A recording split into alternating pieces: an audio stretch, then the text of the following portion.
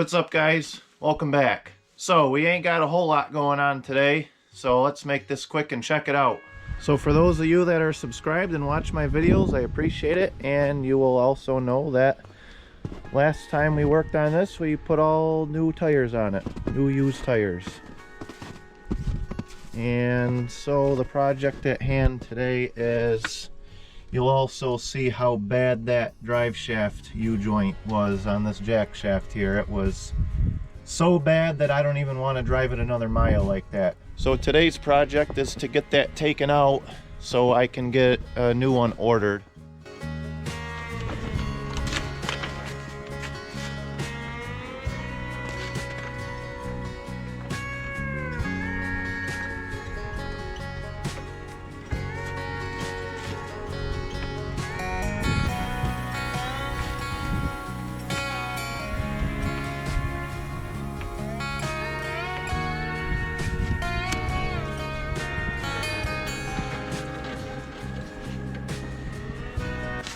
Alright, just a recap, let's check this thing out.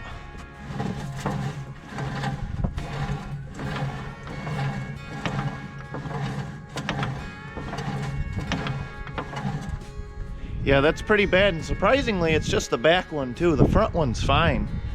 So, I don't know why. Somebody must not have wanted to grease that one or something, so let's get this thing out.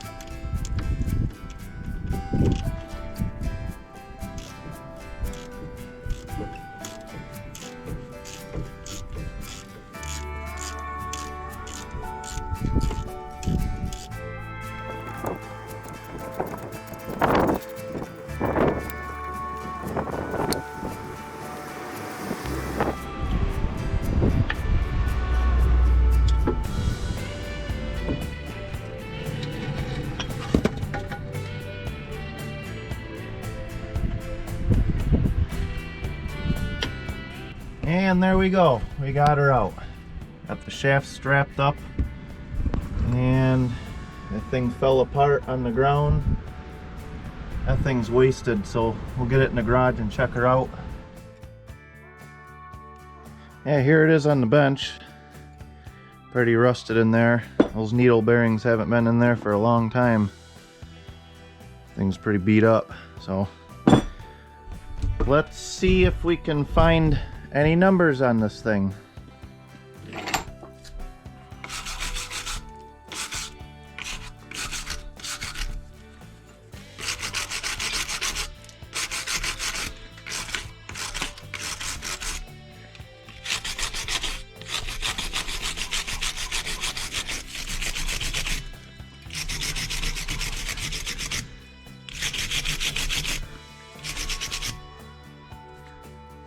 Oh, look at that wear line right there. Woo-wee. You know, that'd be too easy if there was actually a number on it. I don't know. I have to dig into this a little bit. Alright, I've been grinding and sanding on this thing for a while, and I can't even find any numbers on it. So, I'm just going to have to call around and see if I could figure out. Because this is like not your normal U-joint that's typically in a truck. So I'm going to have to figure some other stuff out. A lot of things on this truck are foreign to me. So, yeah. You know, the front drive on this thing has like the normal U-joints that are typically on trucks with the cap in it, with that pounds in. Well, don't pound in, but the cap that goes in with the 2 bolts on top. This is how they usually are. You can get a better look at it here. That's typically how they are on big trucks. So those are called full round, and then they also make half round ones that are like that on half of it, and then the other one has a strap on it, kind of like a mid-size pickup would have.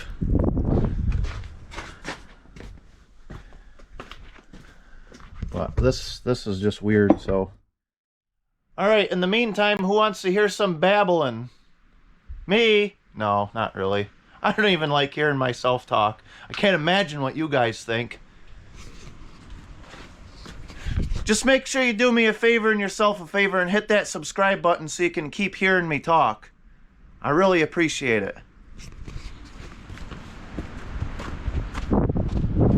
Alright, so I've been doing days of research. Actually, let's go to the other side of the truck. Such a nice day today. Windy and snowy and beautiful day to be out here. Alright, so I've been doing a lot of research, and get you down under here. So right up in there, right where that light's shining, is the PTO cover. The plate, that's where the PTO would go. And as you can see, man, I can't even get the camera in there. As you can see, either the cab's gonna have to be pulled or the transmission's gonna be dropped. Either that or it's gonna be a real pain in the ass to get a PTO in there. All those lines in there have to be moved. There's a big line right there for the cooler that would have to be moved, or the filter rather. And the lines for the linkage on the transmission. And yeah, just totally not fun. So I'm definitely not looking forward to that. And on another note, you know, I've only driven this truck up the road a couple times. I don't even know if this transmission in this thing is any good. I mean, it shifts kind of weird because I'm not used to these, but I don't even know if this thing's any good. And that hydraulic pump, let's go in here where it's not windy. That hydraulic pump and the PTO together are over $3,000 just for them. Then I have to buy all the lines. Well, then I have to move the lines that are already on the truck, which requires remaking them, so I found. And I have to buy new shift cables and all that. So I'm looking at like potentially over $4,000 for this setup. And I honestly don't even know if this truck's even roadworthy yet. So yeah, if anybody has one of these and they want to buy a PTO for it, throw a comment down and I'll give you the number. Actually, if I remember, I'll just put the link there, or not the link, but the number, the part number for the Chelsea PTO in the description. And maybe my hours of research will save somebody else hours of research. I'm not going to guarantee that it's the right one, so don't take my word for it. But it might get you a step in the right direction. I joined a lot of groups for these trucks and asked a lot of questions and made a lot of phone calls and finally found one. And they're pretty hard to get, and they definitely don't give them away. Or if somebody works on these trucks out there that's watching this, and you know a cheaper option for a PTO that's like less than half that, or has one used that maybe I could buy or whatever, let me know too. All right, let's take a walk over the International here. It's probably windy and you can barely hear me, so I'm gonna yell, but when I built this truck, I didn't want to get a PTO either because it was a pain in the ass. So what I did is I did this. Let's take this off. Those of you who watch my videos already know all this, but if you're new to the channel, I will be more than happy to show you what I did. This is a pain. So what I did here is I just got one of those 212 Predator motors, a hydraulic pump, built my own tank out of a propane tank, got a valve, and every time I want to dump, I gotta get in and out of the truck 6 times, and it just makes it real hard, you know.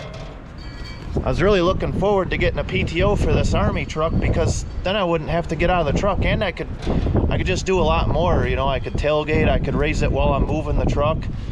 But what I'm gonna do on that is, if I do this, which I'm thinking, this thing here a couple years ago when I built it, this whole thing only cost 700 bucks, so that's a lot cheaper than 4,000. What I'm gonna do different on that truck is, number one, I'm going to put this on the driver's side. The reason I didn't do that on this truck is the battery box is over there and I didn't want to move all that, but whatever.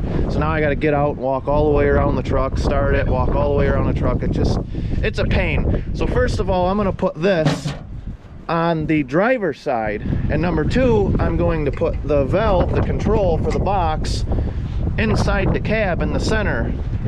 And probably what I'm thinking about doing is even getting an electric start motor and just starting it up with a key inside the truck, and then I don't even have to get out. But either way, no matter what I do, it's going to be a hell of a lot cheaper than buying that PTO for that thing. So yeah, now that my fingers are froze off, we're back in here. Yeah, that's probably what I'm going to do for now. And you know what? Down the road, if this turns out to be a really good truck and I run it a lot and I make a lot of money with it, you know what? I'll probably just take it to a shop or maybe just do it myself or whatever and just say, hey, I want a PTO on this thing. But, you know, not even knowing anything about this truck. I mean, I've only driven this 2 miles. You guys seen that in the last video. Make sure you watch that video. So, you know, I really don't want to invest that kind of money in the something that I don't know what's going on, because honestly, if this transmission in this truck breaks, I really just might put the 15 speed I took out of the International in it, which would probably require bell housing, clutch, and all that crap, and a lot of crap, but I don't know. But we'll figure that out in a later date. Alright, that's going to be a wrap for this video. We will continue when I find the U-joint, or when I pick up the new U-joint and get it on. And so here it is the next day, and I can't believe it, but my local truck parts store actually had one of these right in stock. The only one they had in stock. So there it is. It looks a lot better. This one here does not have the Bluetooth bearings like this one does. So this one has actual real bearings in it. And if anybody is looking for one, there's the brand, there's the part number, and I'm sure you can cross-reference that part number. So we're gonna get some pretty good snow here the next few days, so I'm just gonna upload what I have now, and we will catch you guys next week when we get to installing this thing. And until then, keep holding that steering wheel, and make sure you subscribe so you don't miss any of this steering wheel holding flip-flop stuff we're doing on this automatic transmission truck. Take care, guys.